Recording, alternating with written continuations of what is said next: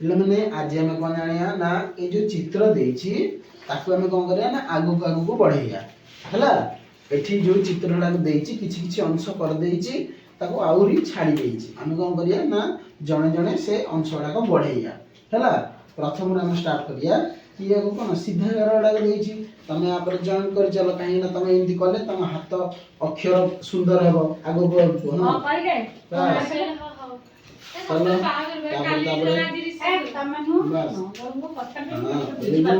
ସମସ୍ତେ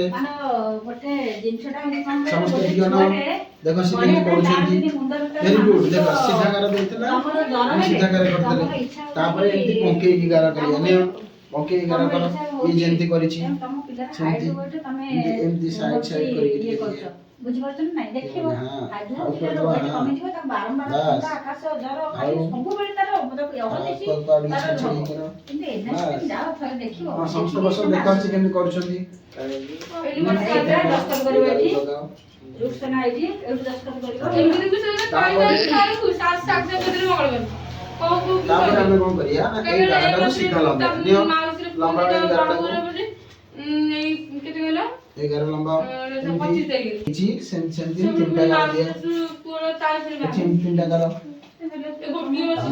ତାପରେ ଦିନ 15 ତାପରେ ଆଉ ଏଠି ଛାଡିକି ବାସ୍ ସେମିତି ହଁ ଭେରି ଗୁଡ।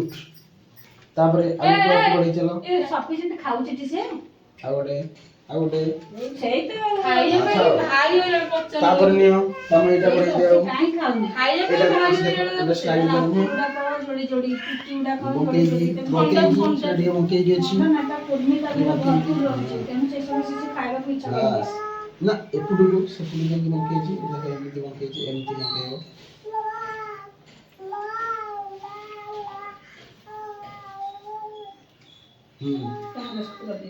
Very good. ତାହେଲେ ଆମେ କଣ ଜାଣିଲେ ନା ଏମିତି ବଙ୍କେଇ ଚାଲିଲେ ଯାହା ଫଳରେ ନା ଆମ ଅକ୍ଷର ସୁନ୍ଦର ହେବ। Very good.